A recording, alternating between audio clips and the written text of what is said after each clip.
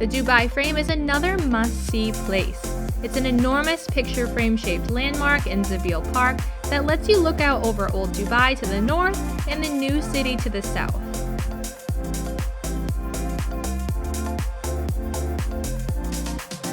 Our ticket was an open ticket for any time that day, and yes, we still had to wait in line, although it was notably shorter than our Burj Khalifa visit. Note that the line stretches outside and there's little shade, so be sure to put on sunscreen, especially for the kiddos.